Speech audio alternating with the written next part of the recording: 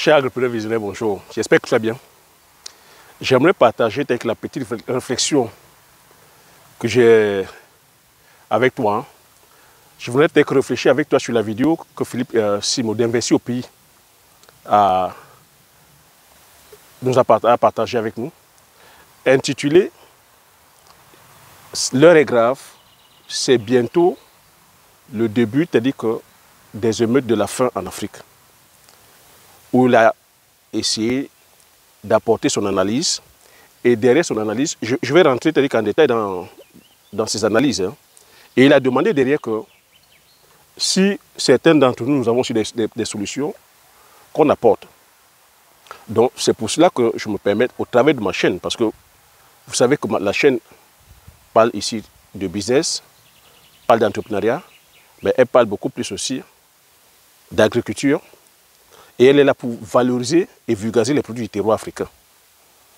Donc, Philippe a longuement développé sur le fait que bientôt, les Africains vont connaître les émeutes de la faim.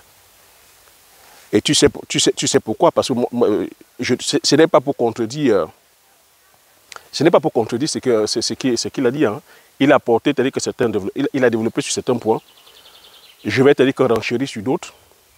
Mais pratiquement depuis 2 mois, tu vois que je suis là à interpeller la communauté sur notre mode de production et sur notre mode de consommation. Mais si l'Afrique va rentrer en récession, si l'Afrique va rentrer bientôt en émeute de la faim, c'est dû à quoi? Il faudrait qu'on essaie de restituer le contexte. C'est par rapport à la crise ukrainienne. Hein. C'est par rapport à la crise ukrainienne. C'est parce que tu n'es pas sans ignorer que nous dépendons massivement des céréales occidentales. Et nous dépendons, la crise ukrainienne est venue même démontrer que nous dépendons massivement des céréales produites par la Russie et l'Ukraine. Donc je parle ici du blé, je parle ici de certains céréales, même le maïs. Et cette crise aussi est venue nous démontrer que c'est la Russie aussi qui détient la production, c'est-à-dire qu'en termes d'énergie fossile, dont les engrais. Donc tu vois ici que céréales, donc culture, intrants, dont énergie fossile, c'est ce qui fait en sorte que les 2 pays puissent être là leaders en termes de production de céréales. Parce que qui dit agriculture industrielle dit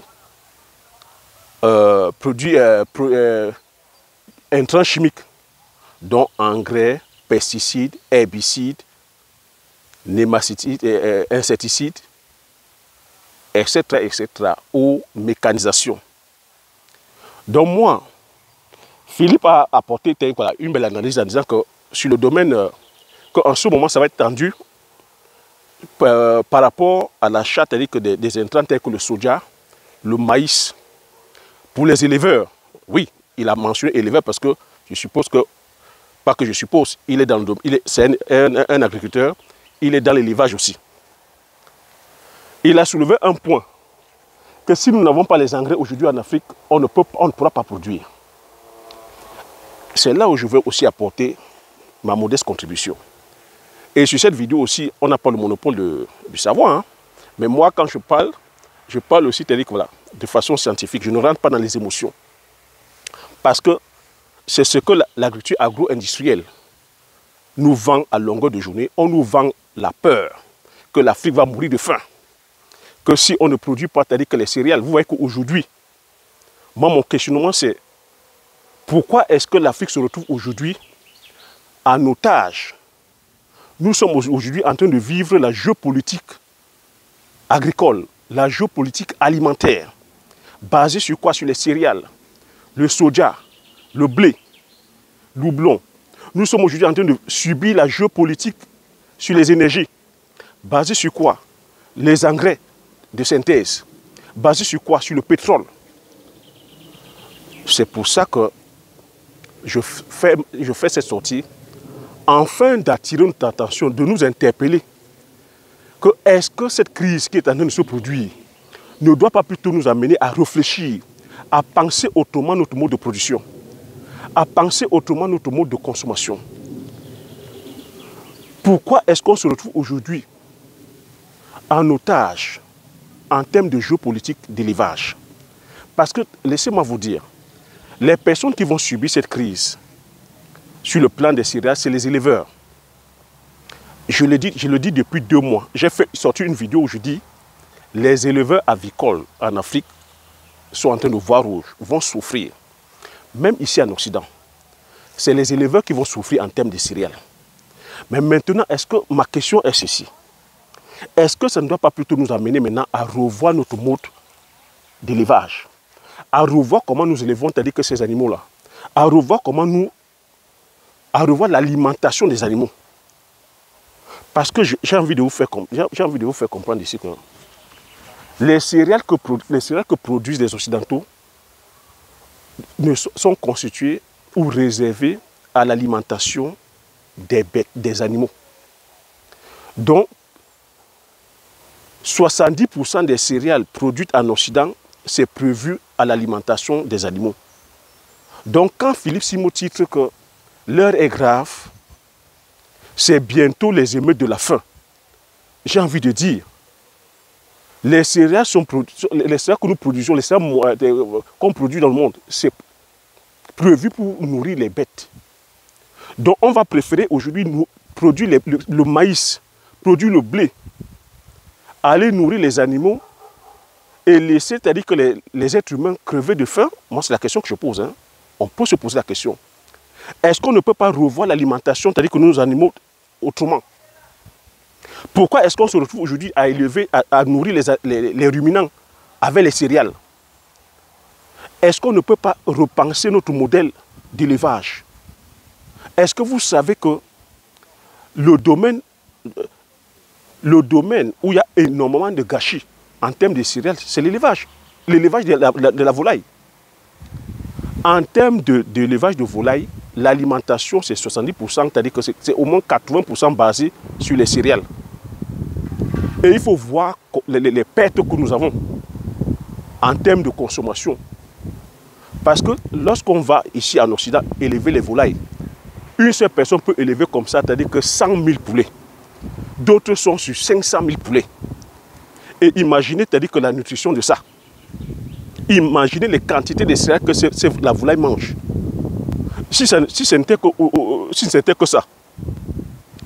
Imaginez lorsqu'on déclare des fois, c'est-à-dire que les catastrophes, telles que les grippes aviaires. Voilà les sujets qui ont été élevés, qui ont mangé des quantités de maïs, de tonnes et de tonnes de maïs. Lorsqu'on va découvrir les crises comme la grippe aviaire, on va tuer tous les poulets. On va tuer comme ça des milliards de poulets parce que la grippe aviaire, elle est mondiale.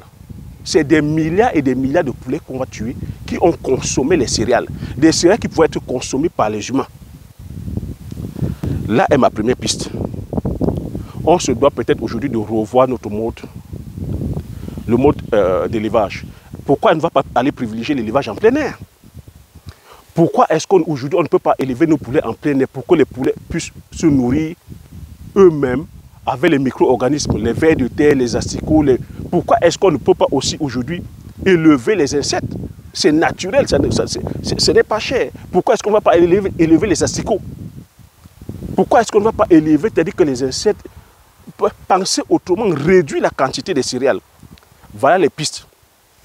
Pour nous, Africains, on se doit aujourd'hui d'adapter, je veux dire, le mode de consommation de nos animaux avec nos produits du terroir.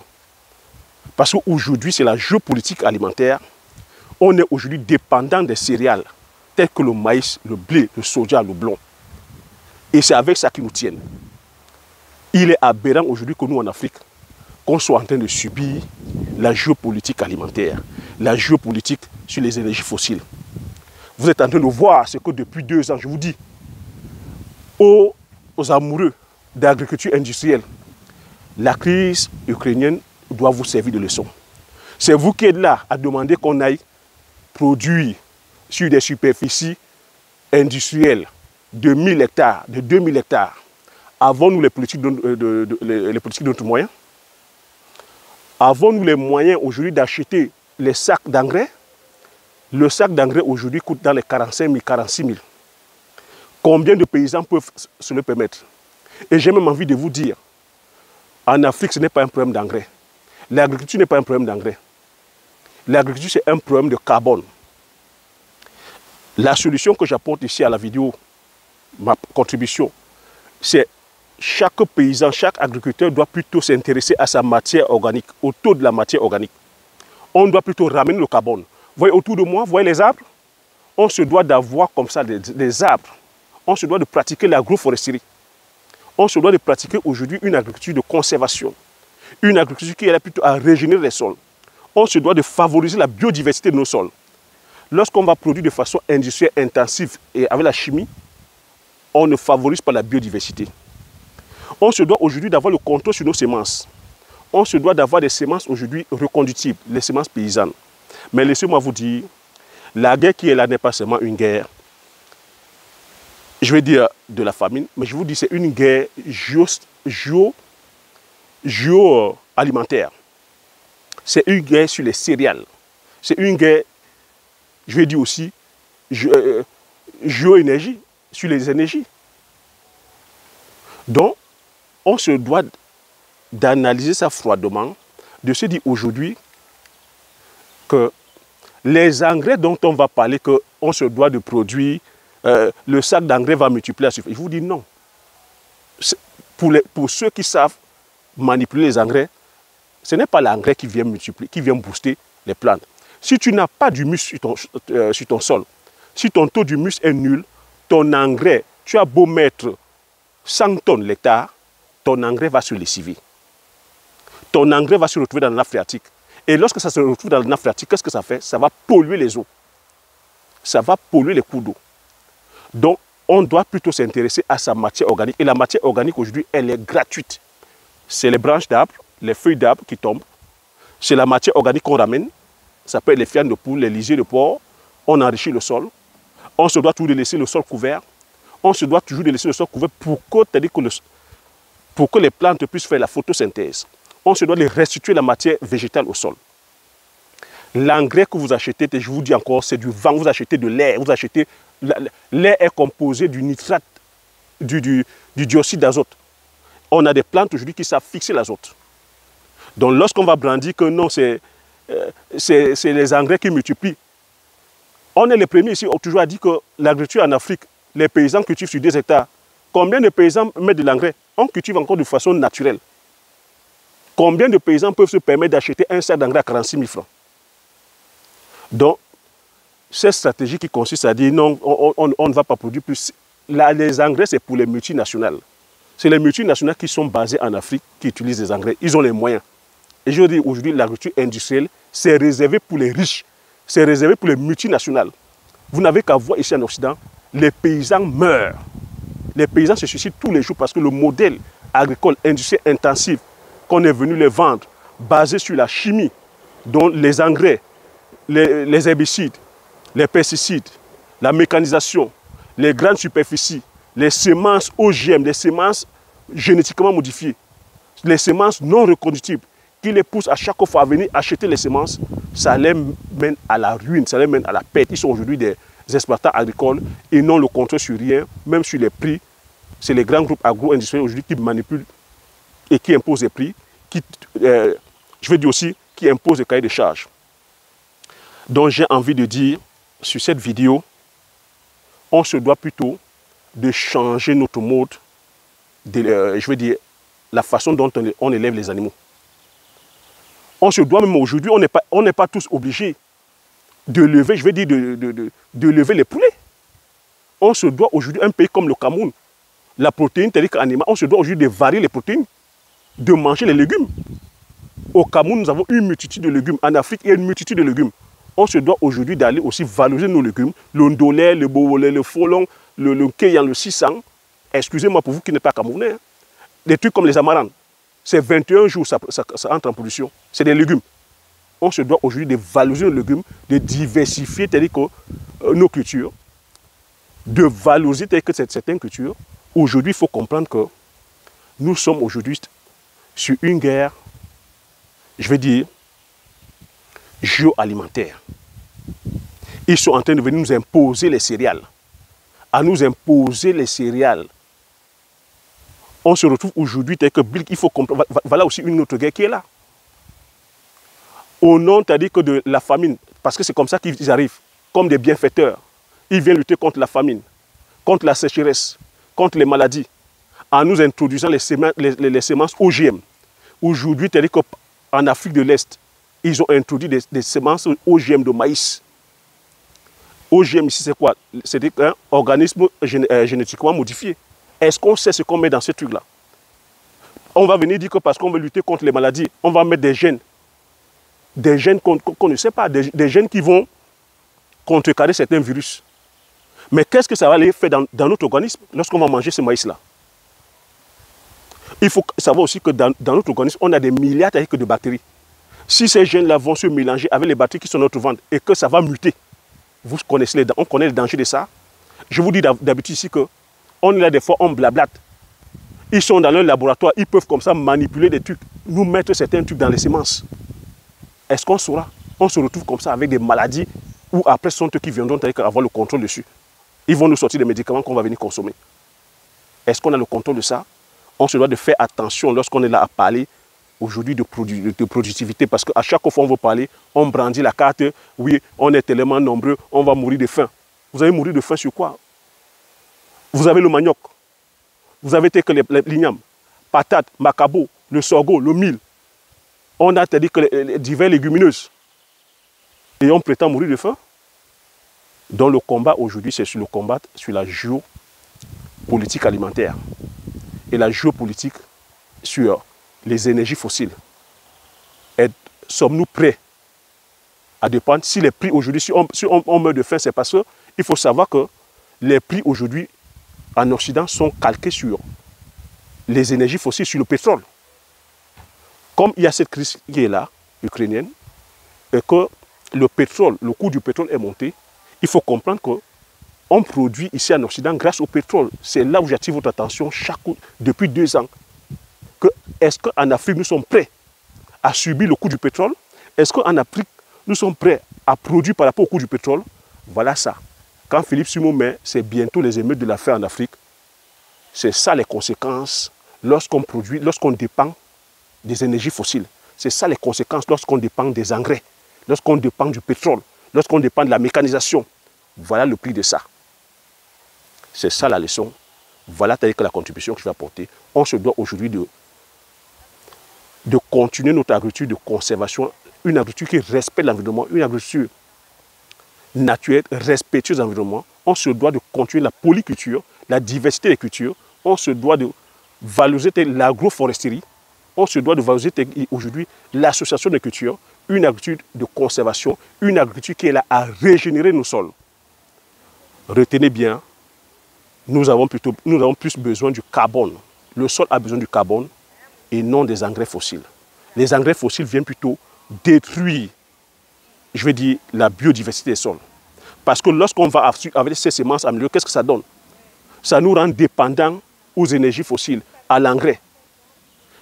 Quand ils viennent nous dire qu'ils nous produisent des semences OGM, de maïs, de soja, de blé, le problème qu'ils ne nous disent pas, c'est que ces semences-là, quand on va te dire, on va te mettre un gène qui résiste, je vais dire, à l'herbicide, qu'est-ce que tu vas faire? Quand tu viendras pomper l'herbicide, tu vas verser des tonnes d'herbicide parce que tu sais que ta semence résiste. Mais qu'est-ce que l'herbicide va faire? L'herbicide va aller comme ça tuer la biodiversité des sols. L'herbicide va aller comme ça polluer la nappe phréatique. Et Dieu sait qu'on a besoin de la biodiversité. Et ce produit-là, tu seras en train de l'inhaler. Mais derrière, qui profite? C'est là où j'attire votre attention. Qui profite lorsque tu verses des tonnes d'herbicide? Ça a un coût. Le prix de l'engrais aujourd'hui est monté, mais il faut aussi demander le prix de l'herbicide. Lorsque tu vas te retrouver à des superficies de 500, 1000 hectares, tu vois les quantités d'herbicide que tu vas verser. Qui est-ce que tu vas enrichir? Qui produit cet herbicide-là? C'est les mêmes grands groupes agro-industriels dont on connaît les noms, dont je vais me taire de donner les noms. Donc, ma sortie, c'est ça. on se doit aujourd'hui de cultiver. L'agriculture aujourd'hui, c'est le choix des cultures. On ne va pas se lancer en agriculture par rapport à la superficie. C'est par rapport au choix de la culture, au rendement de la culture et à la rentabilité de la culture. Nous avons la chance que nos cultures du terroir produisent à l'État massivement. Le maïs ici en Occident produit, c'est 7 tonnes. C'est 7 tonnes l'hectare. Et 7 tonnes l'hectare shootés de produits chimiques, shootés d'engrais, irrigués à donf. Est-ce que nous avons des systèmes d'irrigation? En Afrique, vous avez produit 10 tonnes. Dans quelle Afrique vous avez produit 10 tonnes? Avec quel système d'irrigation? Avec quelle quantité d'engrais? Sur quelle superficie? Ils produisent ici 7 tonnes avec des dégâts de sangliers. Hein. Les sangliers bouffent énormément. Nous, en Afrique, on pourra? Tu vas produire combien les hérissons, les perdrix, les oiseaux vont bouffer? Tu auras combien? Donc quand on dit des fois 10 hectares en Afrique, moi je rigole. Hein. Avec quel système? On n'irrigue pas. On n'est pas capable de payer des engrais. On va se faire 10 tonnes. J'aimerais bien voir. Donc ça veut dire qu'on produit 10 tonnes. On produit mieux qu'ici en Occident. Donc voilà ce que j'avais à partager sur cette vidéo. Voilà ma modeste contribution que j'avais aussi apportée. A dit aussi qu'on se doit à tous les provandiers. Vous voyez qu'on ne peut pas aller se permettre d'aller lancer une provanderie tant qu'on n'a pas de plantation de céréales. Et aujourd'hui, on se doit de penser autrement, c'est-à-dire que la nutrition de nos sujets. On ne doit pas dépendre des céréales. Parce que ça, c'est sur le plan géostratégique, on meurt dans le film. Parce qu'aujourd'hui, nous sommes sur le plan géoalimentaire, nous sommes enchaînés. Sur le plan géo-énergétique, nous sommes enchaînés parce que nous ne sommes pas autonomes. Depuis 2 ans, c'est ce que je décris sur cette chaîne. C'est ce que je décris sur cette chaîne. Je pense que cette crise-là va nous permettre à ouvrir les yeux, à comprendre ce que je décris depuis 2 ans, à dire qu'on se doit de valoriser nos produits du terroir. Valoriser et vulgariser nos produits du terroir. Nos chercheurs, nos scientifiques se doivent aujourd'hui de trouver des formulations adaptées telles que par rapport à nos produits du terroir, pour nos sujets, tels que pour nos animaux. Voilà ce qu'on peut faire. Auquel cas, on sera toujours en train de subir parce que cette crise-là, elle se produira encore. Tant que nous sommes sur Terre, il y aura toujours ce conflit sur le plan énergétique et on aura toujours des crises comme ça sur le plan alimentaire. Parce que l'alimentation mondiale est basée sur l'énergie. Auquel cas, il faudrait qu'on change de système où on revient, voilà, qu'on revienne raisonnable, qu'on réduise justement notre impact sur la dépendance énergétique. Voilà ce que j'avais à partager. Merci pour ceux qui sont restés jusqu'au bout de la vidéo. J'espère que vous avez peut-être aussi bénéficié aussi de ma modeste contribution. Voilà ce que j'ai à répondre aussi sur la vidéo de Philippe d'Investir au Pays. Donc Philippe, voilà ma modeste contribution. Vous aussi, si vous avez d'autres suggestions à apporter, mettez dans les commentaires, hein, je me ferai le plaisir de les lire. C'est avec plaisir que je vais les lire. Partagez massivement la vidéo autour de vous, afin que nous soyons comme ça plusieurs informés sur ces enjeux-là. Abonnez-vous si vous n'êtes pas encore abonné. Comme j'ai coutume à dire, l'information c'est la connaissance c'est la richesse. Une fois dans ces informations, on applique ces stratégies et on passe à l'action massivement afin d'impacter sa vie et impacter la vie de tous ceux qui nous entourent. Sur ce, je vous dis merci. Aux prochaines vidéos. Ciao.